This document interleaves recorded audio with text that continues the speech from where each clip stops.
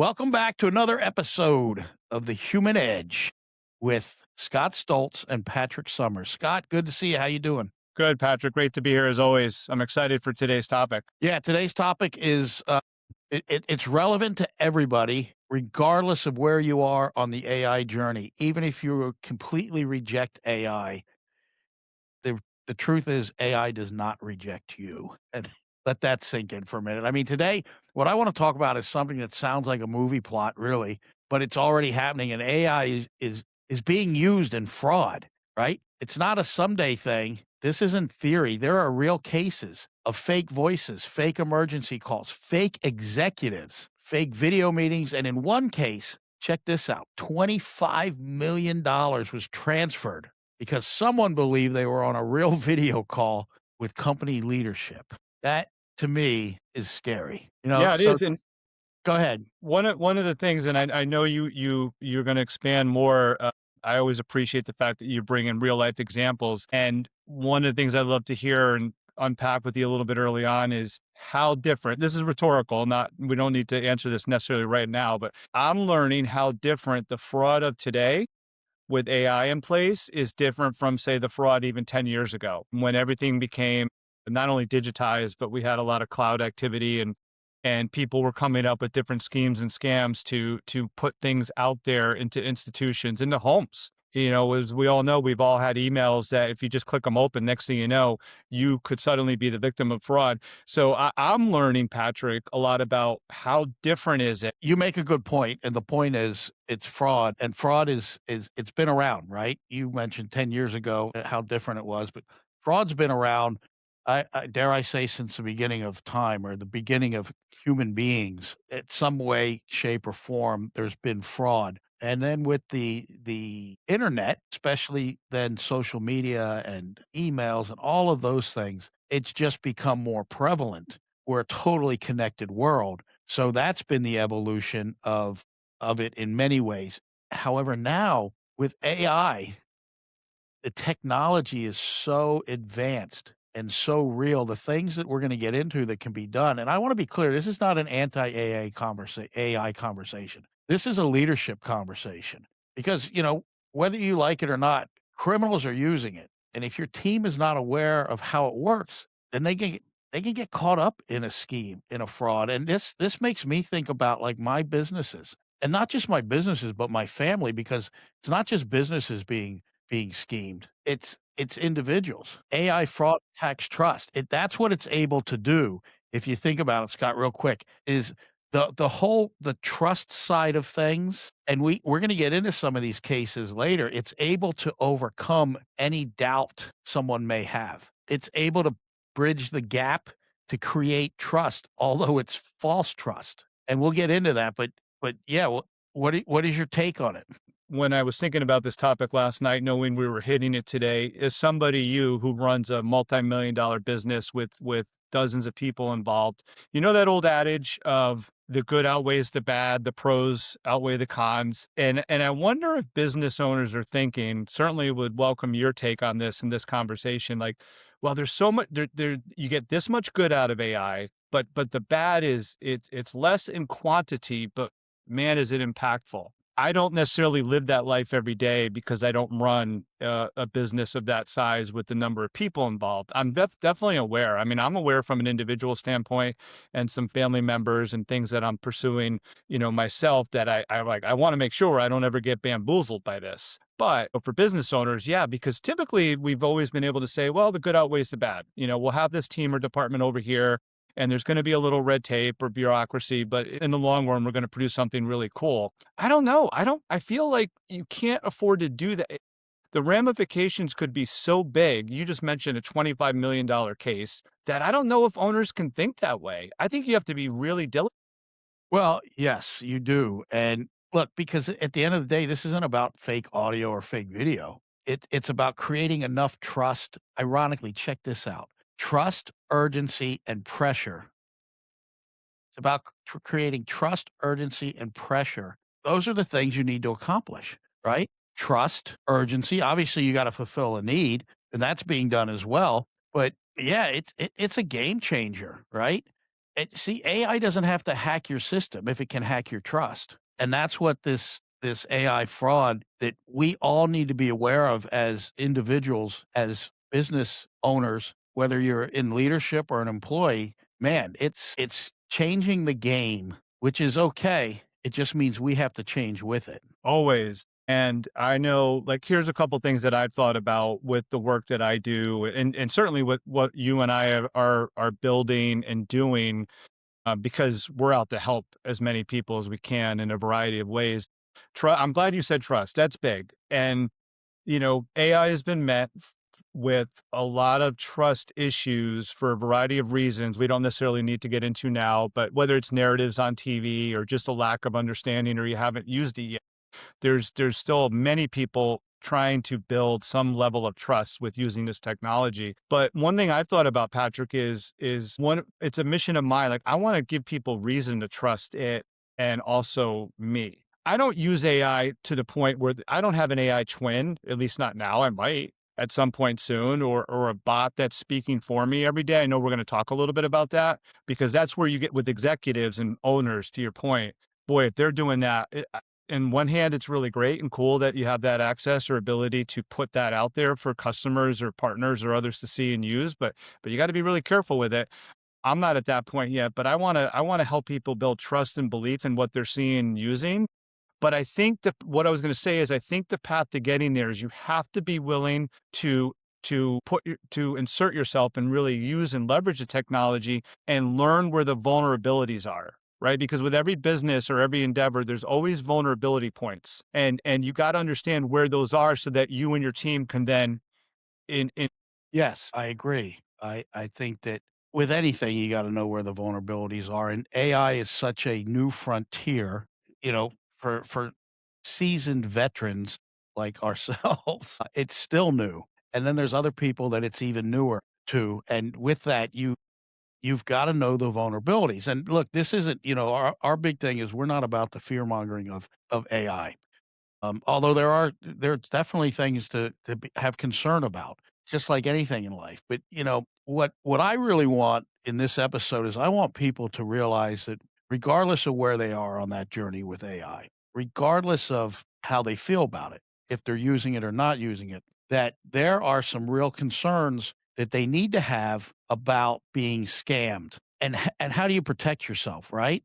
There is a case where a guy just lost his life savings because he got a call and he was scammed, and they were able to create an AI clone of his daughter's voice, and he complied. There's another case of a mother who got a call, sent $5,000 to kidnappers because they put the daughter on the phone. Well, they didn't have the daughter, they just cloned the daughter's voice. And they nothing is changing on what they're preying on. It's just a sophistication in how they're able to do it. And we have to be aware of it, and we have to know how to protect ourselves, how to put safeguards in place.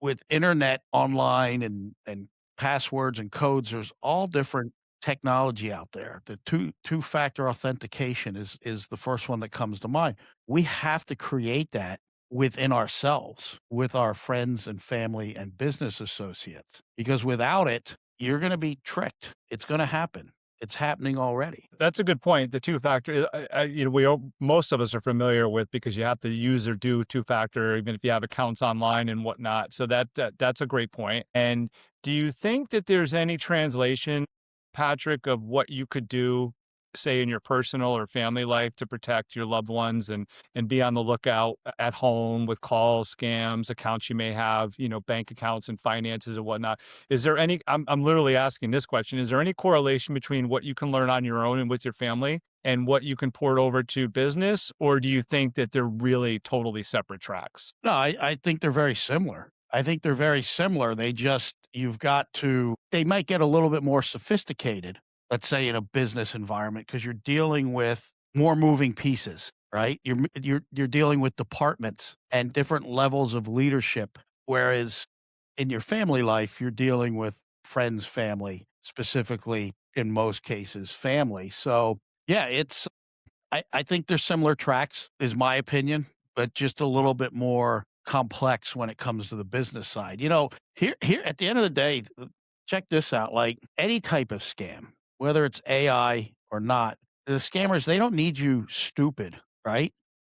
Because a lot of smart people get scammed.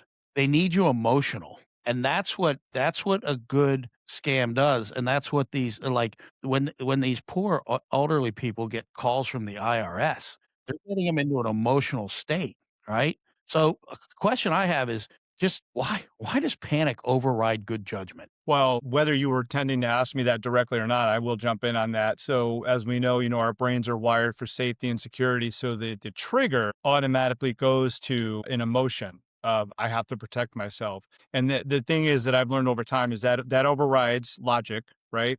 You know that old saying, tell me if I get this right, and I'll finish my point.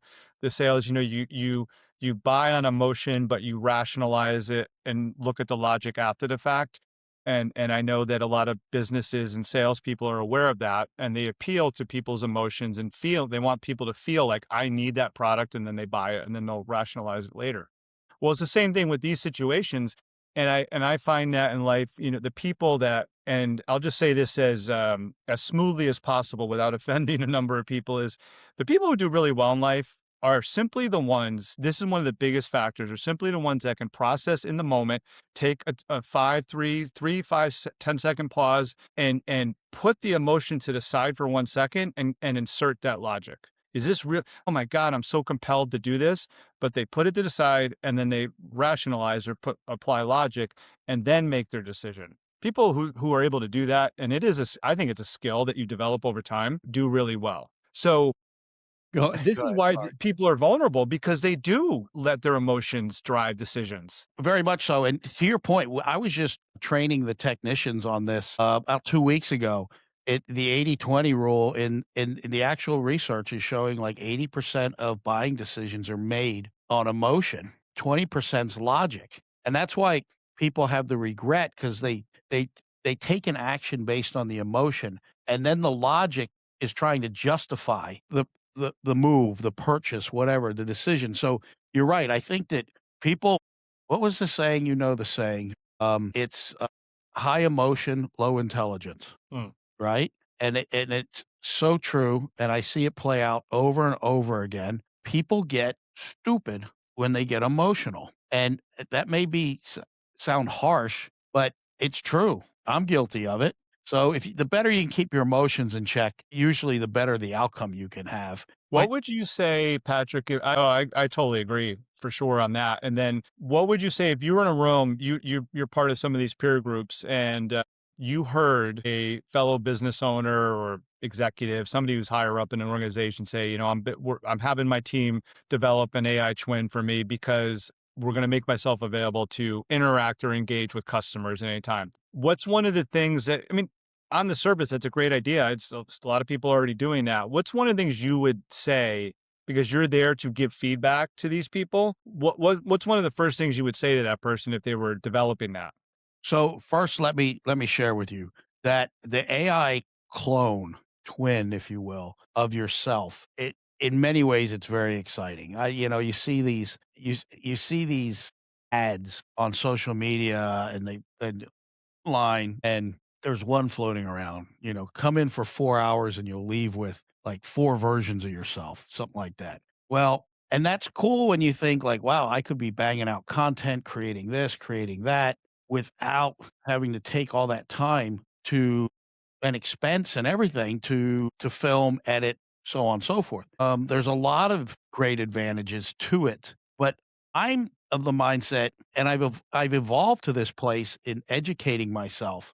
In when I wanted to do it, when I wanted to pursue getting a clone of myself, I thought, well, let me slow down. Let me look into this a little bit. And now I am. If you are an executive, if you own a business, I mean, almost anybody, like cloning yourself could be a very high risk decision because if somebody gets hold of that clone, and we're going to talk about how that plays out here in a bit, but I would be very, very apprehensive, very cautious would be my message to anybody that would like to get that clone done. Even the voice clone, like that's what's being used. if there was a clone of me, man, I would think we were much more vulnerable to fraud in the organization because we we've been susceptible to fraud just through emails. It's really amazing the sophistication that's out there. So I think the clone thing is cool in many ways, but I would caution strongly against running out and cloning yourself. You I know, think you there's know, a can simplification. I share something, Patrick, for a second? So you've always been very interesting to me in this regard. You are not afraid. We talked about this in the first two episodes. You're not afraid to jump in and experiment and try different things in technology, and you always do it in a kind of like a one-off, for yourself first. You're not just throwing things out into any of your businesses. But it's funny because I see you talking into the phone and voicing a lot of things, which is basic now. But and then wearing meta glasses and the like. And I would have thought as I was just listening to you, there was a part of me that like Patrick's inevitably going to create a clone of himself. There's no way he's not going to because it kind of just fits and goes along with what I've seen and known of you the last several years. But now I listen to what you just said there, and I'm like, well, that's the business side. That's the leader side of Patrick talking. Now, like he's using the other side of his brain because he knows there's a lot of vulnerability there. That's the logic that comes in, right? That's the logic that comes in. The emotion wants to like, "Yeah, that'd be great, man. Check this out, and I could just type these scripts out or have AI type out these scripts, and then my clone would just do Yeah. this and all this content could come out." Well, one, I'm really apprehensive about that type of content because to me it's not authentic, and I think that you have to be authentic. And so if you have a clone speaking to what you typed out or directed it, I don't know how authentic that is. From a efficiency perspective, I love it, but I don't know if I love it for the other reasons. Now, the one thing I'll tell you, if I ever do clone myself, it'll just have to be a very skinny clone because then they'll know people that know me will be like, "Oh, that's a fake. That's not really him. That's his clone. That's his skinny clone." Just make yourself as good looking as possible. That's what you want to do. I already got the good looking dialed in. It's it's the skinny. Touche. So listen, what I want to get into, you can pick up.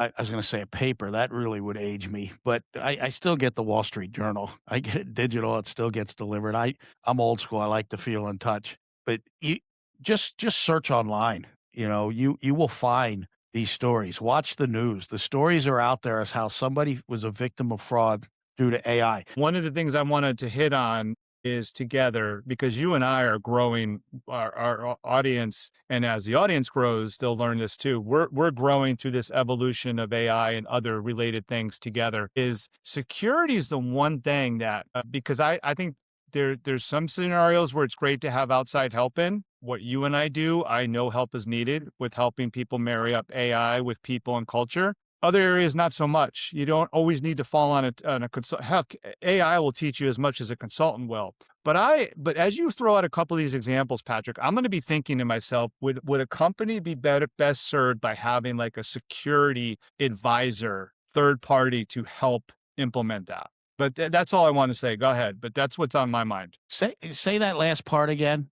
I want to It, make sure I understood what you were asking. So say there's a mid-sized company that does, 12 million in revenue a year and they have 40 employees. So because we know the big corporations have a lot of the infrastructure and resources for this already.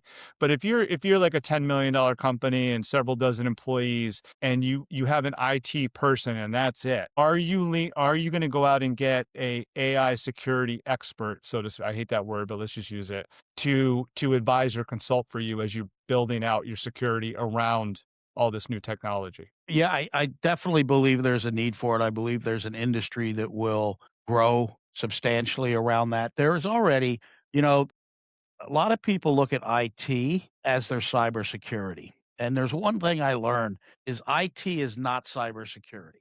Now, a lot of IT does cybersecurity, but they're two separate beasts. And a good cybersecurity person is not necessarily going to be your best IT person. Vice versa, a good IT is not going to be your best option for cybersecurity. Most of the time, you get the IT and they get you the cybersecurity, but they're not really looking at the whole picture. To me, cybersecurity is like having a CPA firm, an auditing firm audit your business and giving you audited financials because they're looking at a lot of aspects of your financial operations, your fiscal security, responsibility, compliance, all of those things. And so the AI is just going to be an extension of cybersecurity, but I believe that they're going to, you could have the two specialties, but it's going to be the same thing. You've got it like right now, if you have a good IT company or cybersecurity company, they should be fake sending fake phishing schemes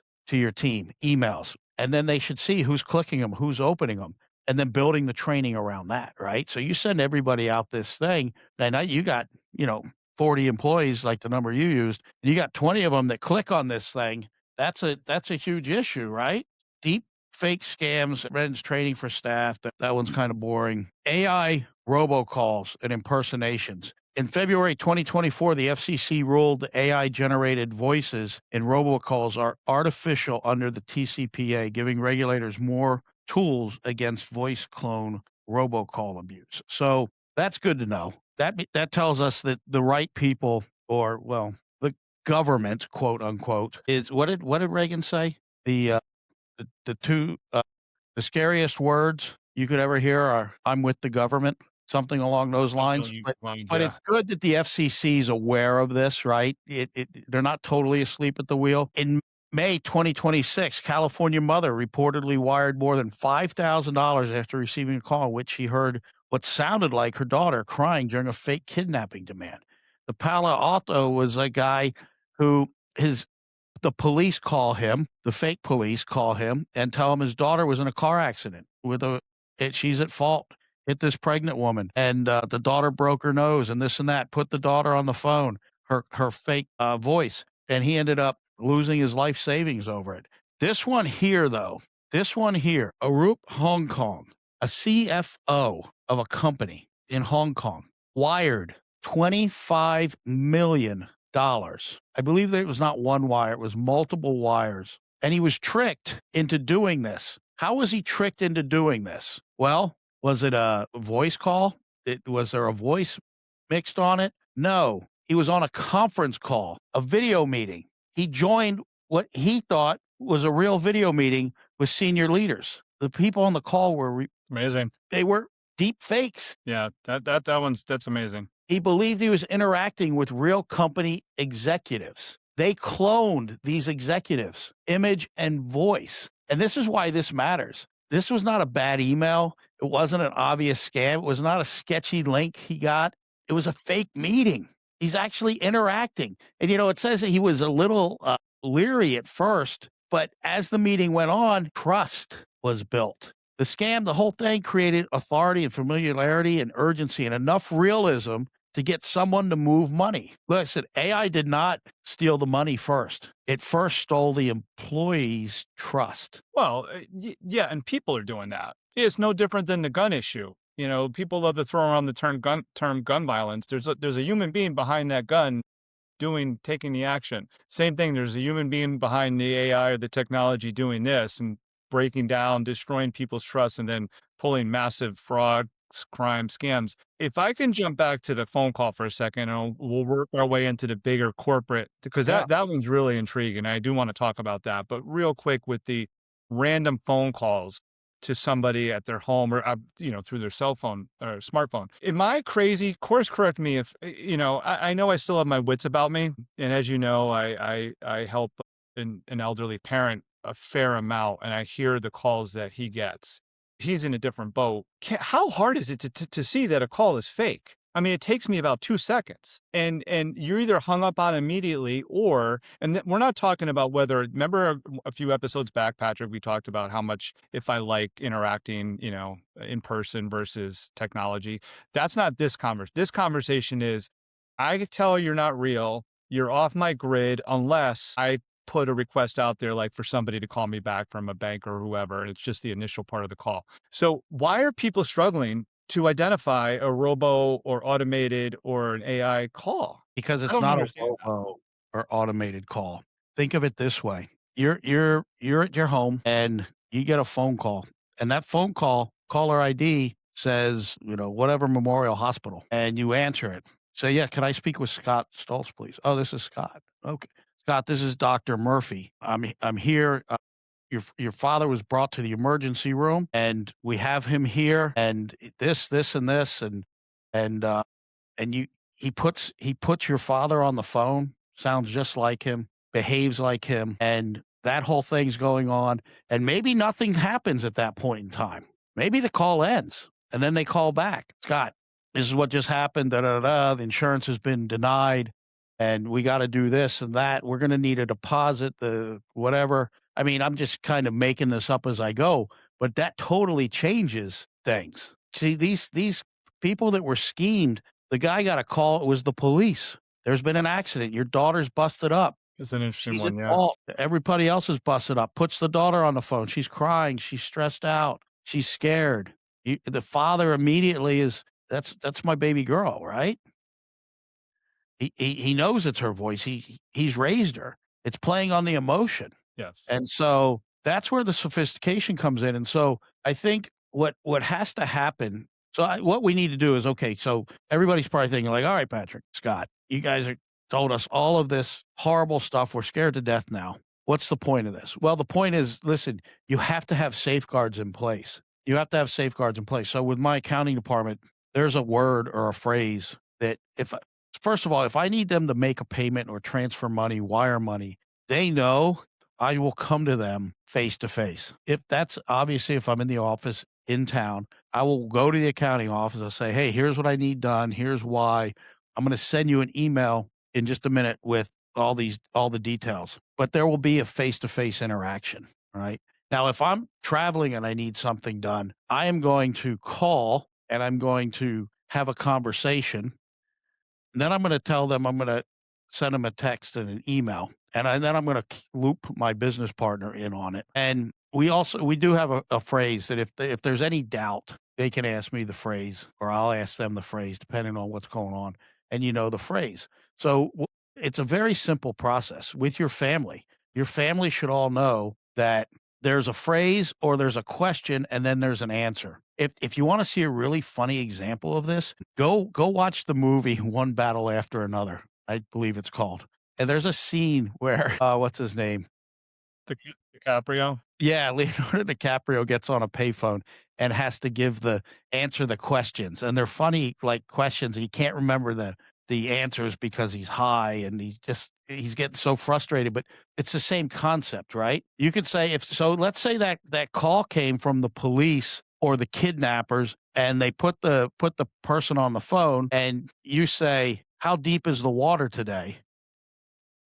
And they say ankle deep, and that's what they're supposed to say. Well, now you have one verification that this is the right person, right? If you have something like that, that's a two-step verification. So you might then say, "Wow, ankle deep is close to the sunshine." It can be something really goofy. It doesn't have to make sense, right? And then the appropriate response should be closer to the moon, whatever. Don't make it sophisticated to where you can't remember it and it's confusing, but make it something that is meaningful. And the other thing is simple. Okay, I'm going to hang up. I'm going to call you back. And then you initiate the call, right? You initiate the call, not they initiate the call. I had a situation the other day where I wrote a check to a guy who was putting up a patio cover in my backyard, and I couldn't remember his last name, so I wrote his name on it, and I figured he'd fill in his last name. Well, he didn't. Well, the bank wouldn't deposit the check or cash the check for him. So I had to call the bank. And so got on the phone with the woman. And of course, we went through like this three-step verification process as I had to say my secret word the bank has on file. Then I had to give the last four of my social security. There's something else. I can't remember what it was. But these processes exist and we're used to them. We just now have to make sure we implement them in our business with key employees and that we implement them with our family. Because if you do get that ransom call and they do put that person on the phone that sounds exactly like your loved one, you're going to be in an emotional state. But if you're in the logical state before anything like that happens and you come up with the process and the sequence, then when you get into a situation where it's an emotional state, the logic is already built in. And when the test passes, then you know you're dealing with something real. If it doesn't pass, then you got some scam going on. I'm not an expert in security, AI security. I don't think you are either, Scott, but it's just common sense. This episode is not to give somebody the answer to what they need to do. It's to just to say, "Hey, this stuff's happening and you have to come up with a system. You have to be aware of what's going on out there and protect yourself." You know, I'm listening to you, and first of all, this is the favorite. So I always seem to have a favorite part of our episodes where I think there's like a magic bullet, or not a magic bullet, but there's just something a really great takeaway.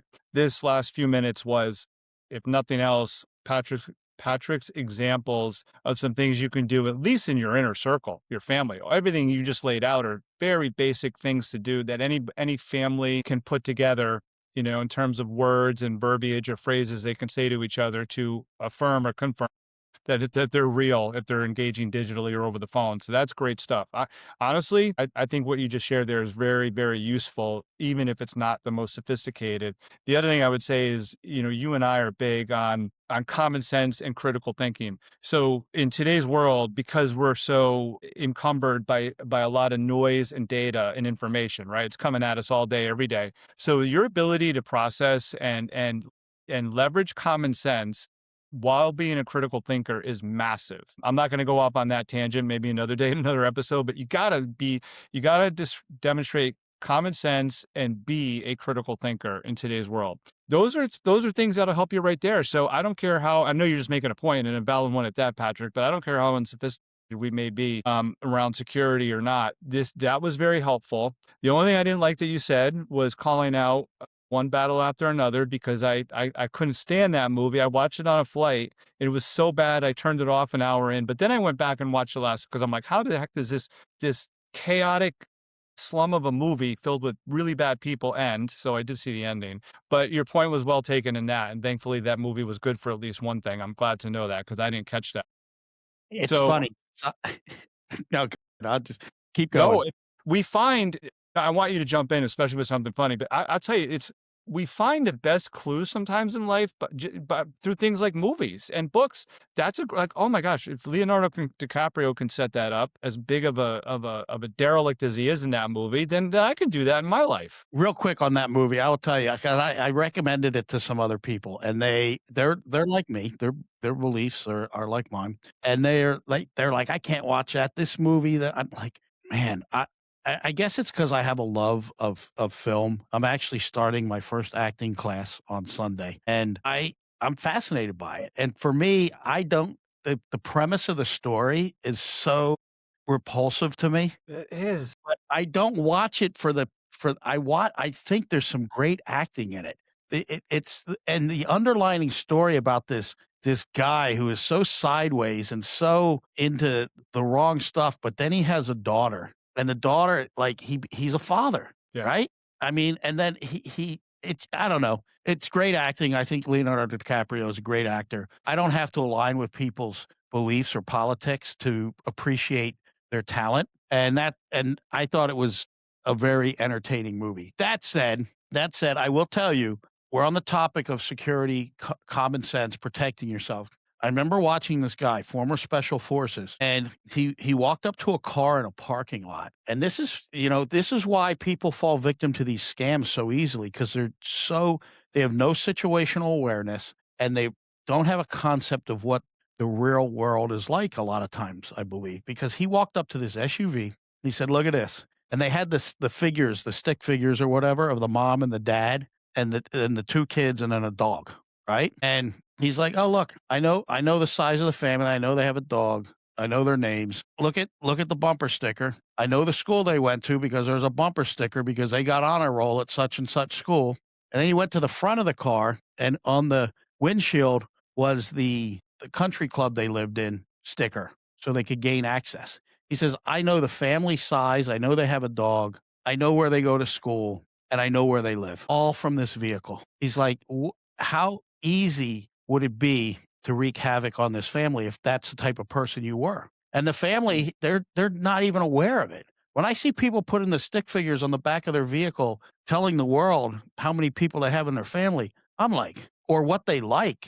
I'm like, you're giving too much information out to people. But my point in sharing that is we are vulnerable because we allow ourselves to be vulnerable. And just like you're supposed to have a fire drill at your house, as funny as that sounds, or at least make sure the family knows what to do if they wake up in the middle of the night and the house is on fire, or you have fire drills in schools. You have certain security procedures for different things. This is just another one you have to put in place. You have to understand that people are out there cloning voices and cloning your image, as we found out in that Zoom call.